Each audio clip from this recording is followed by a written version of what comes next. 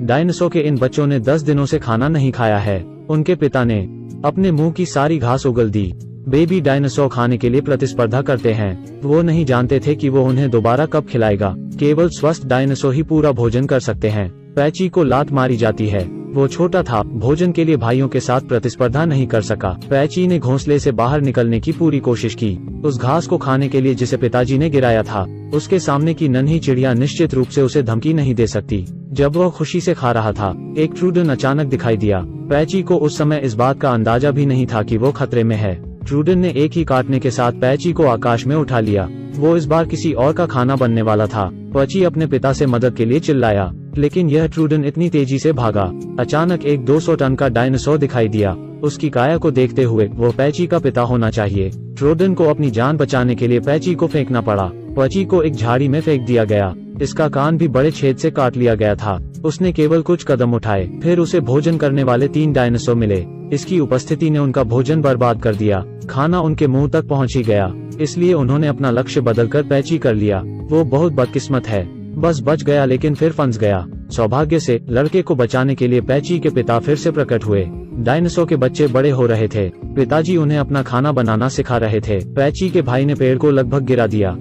इतना अच्छा भाई देखकर पैची भी खुद को साबित करना चाहता था। उसने एक पौधे को गिराने की कोशिश की। वो न केवल पेड़ों को गिराने में असमर्थ था, लेकिन खुद को भी पेड़ पर लटका लिया। पैची को शक हुआ कि क्या दोनों भाइयों के एक ही पिता हैं। एक दिन तितलियों से खेलते हुए पैची ने जुनिपेरो नाम का एक डायनासोर देखा। ऐसे खूबसूरत साथी से मिलकर पैची तुरंत जुनिपेरो से परिचित हो गया।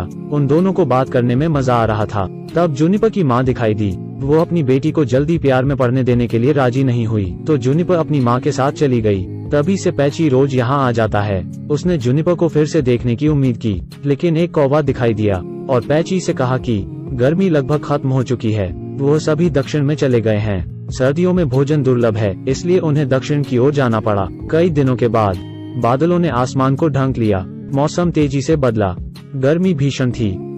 बिजली अचानक एक बड़े पेड़ से टकरा गई और आग भड़क उठी। उनके पास आराम करने का समय नहीं था। सब भाग गए, लेकिन बाहर अत्याचारियों से घिरा हुआ था। यह 2 खोए हुए बच्चे कहाँ जाएं? कृपया कोई आए इन 2 खोए हुए बच्चों को बचाएं। टायरानोसोरस उन्हें खाने वाला था। वो अपने पिता के लिए चिल्लाते हुए भाग गए। सौभाग्य से वो छोटे थे, इसलिए वो दरार में छिप सकते थे, लेकिन टायरानोसोरस ने हार नहीं मानी। उसकी दृढ़ निगाहों को देखो। उसने इन दोनों बच्चों को खाने की ठानी। पैची के पिता अत्याचारी को भगाने के लिए दौड़ पड़े। हालांकि यह मामूली चोट थी। टायरानोसोर अभी भी उनके प्राकृतिक दुश्मन थे। पैची बंधुओं ने यह दृश्य देखा। अगले दिन आग बुझ गई। स्कॉलर और पैची अपने पिता को खोजने के लिए दौड़े, लेकिन वो कहीं नहीं मिले। जीवित रहने में सक्षम होने के लिए उन्हें समूह के साथ अपनी यात्रा जारी रखनी थी। इधर पैची फिर से जुनिपर से मिला, वो व्यक्ति जिसे वो पसंद करता था। इस संयोग ने पैची को यात्रा के लिए बहुत उत्साहित किया, लेकिन खतरा फिर आ गया। इस हरे रंग के डायनासोर का वजन लगभग 2 टन था। उसके लिए आसमान में उड़ते हुए डायनासोर का मांस खाना भी हुआ आसान है। वो पैची के साथ डायनासोर के समूह के लिए लक्ष्य बना रहे थे। हरे डायनासोर की एक विशिष्ट शिकार योजना थी। इस सटेपी पर उसने जो कुछ भी देखा वही उनका भोजन होगा। उसने इन थके हुए शिकार का जमकर पीछा किया और उन्हें डरा दिया। उस समय हरे रंग के डायनासोर ने कमजोर लोगों को झुंड से बाहर निकाल दिया। यह उनकी शिकार योजना थी। स्कॉलर, पैची, जुनिपर भी उनमें से थे। हंगामे के दौरान जुनिपर फिसलकर नदी में गिर गई। जान बचाने के लिए स्कॉलर और पैची नीचे कूद पड़े। बाद में वो एक रेतीले तट पर रेंगते रहे। पैची ने कुछ देखा। कई डायनासोर आ रहे थे। अगर आप बारीकी से देखें तो वो एडमोटोसोरस हैं, एक शाकाहारी। तो वो डायनासोर के इस झुंड में शामिल हो गए। रात में पैची और जुनिपर बात करने के लिए एक शांत जगह खोजना चाहते थे। तभी कुछ मुर्गे ने उन पर ध्यान दिया। सौभाग्य से वो सर्वाहारी थे।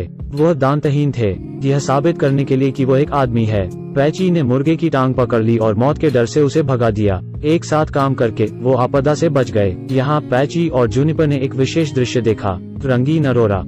इतने तेजस्वी। अरोरा के नीचे उनके डायनासोर थे। झुंड खोजने के बाद डायनासोर द्वारा उनकी देखभाल की गई। समय गुजरता गया। जल्द ही यह फिर से गर्म होगा। डायनासोर फिर उत्तर की ओर चले गए। कुछ महीनों के बाद पैची भी वयस्क आकार में पहुंच गया। डायनासोर का नेता अब पहले जैसा नहीं रहा, इसलिए उन्हें एक नया नेता चुनने की जरूरत थी। स्कॉलर ने जिज्ञासावश कोशिश करने का फैसला किया। अपनी वर्तमान ताकत के साथ इसे कई बार मारा और इसने पुराने नेता को जीत लिया। फिर स्कॉलर नया नेता बन गया। यह पहली बार था जब स्कॉलर ने झुंड के लिए मार्ग का नेतृत्व किया। इसने झील पर बर्फ के पार झुंड का नेतृत्व किया। ध्यान रहे, बर्फ फटने वाली थी। पैची को अचानक एहसास हुआ कि वो समय बसंत के स्वागत का मौसम है। सारा झुंड बर्फ पर चल रहा था। कुछ नहीं हुआ तो, पर कुछ तो होने वाला है। उसने झट से इस खबर की सूचना स्कॉलर को दी, लेकिन क्योंकि वो अभी नेता बना था, स्कॉलर ने पैची की बात नहीं मानी। कुछ होने वाला है। बेचारे डायनासोर पानी में गिरे। पैची ने जल्दबाजी में सभी को पीछे मुड़ने के लिए कहा। वो झील से बचने के लिए पहाड़ के नीचे खड़े थे, लेकिन बहुत कम जगहों के कारण जल्द ही ये अंतरिक्ष से बाहर हो गया। पैची ने एक पल के लिए सोचा। उसने पास के पेड़ों को गिरा दिया, फिर रास्ते खोजने के लिए पेड़ों का पीछा किया, खतरे से बाहर। लेकिन स्कॉलर ने ऐसा नहीं सोचा था। उसे बहुत गुस्सा आया। स्कॉलर ने सोचा कि पैची नेता की स्थिति को चुनौती दे रहा है। लगता है कि यह झील के दूसरी तरफ है। नहीं, इसने पैची का पीछा किया। स्कॉलर बड़े भाई थे, लेकिन उसने अपने भाई को इन डरावनी निगाहों से देखा। मुझे डर है कि यह पैची को मारने वाला है। बिना कुछ कहे वो पैची पर पहुंच गया। स्पष्ट रूप से पैची स्कॉलर के लिए कोई मुकाबला नहीं था। एक पेड़ गिर गया और पैची से टकरा गया। जूनिपर करीब आकर पूछना चाहती थी, लेकिन स्कॉलर ने उसे रोक दिया। जूनिपर ने कहा कि वो उसका भाई था। मेरा कोई भाई नहीं है।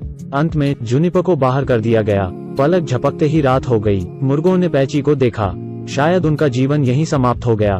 जब उसने अपनी आंखें बंद कर ली, पैची ने पहली बार जूनिपर से मिलने का दृश्य देखा। इसने इसे तुरंत इतना भावुक कर दिया। यह पुराने दिनों की तरह ऊर्जा से भरपूर था। इसने अपने शरीर से लॉग आउट किया। उसी समय स्कॉलर पर एक हरे डायनासोर ने हमला किया, जो स्पष्ट रूप से इसका प्रतिद्वंद्वी नहीं था। लेकिन स्कॉलर ने फिर भी बहादुरी से लड़ाई लड़ी। इसने युद्ध के समय को लंबा करने की कोशिश की, दूसरों को झुंड से बचने के लिए। पैची समय पर पहुंच गया। यह दृश्य वैसा ही था जब पिताजी ने उनकी जान बचाई थी। उस समय पैची कुछ नहीं कर सका। यह भी कहा कि वो ऐसा होते हुए नहीं देखना चाहता था। यह और पूरा झुंड हरे डायनासोर की ओर दौड़ पड़े। इसने एक हरे डायनासोर को तुरंत उड़ा दिया। बाकी झुंड भी हमला करने के लिए दौड़ पड़े।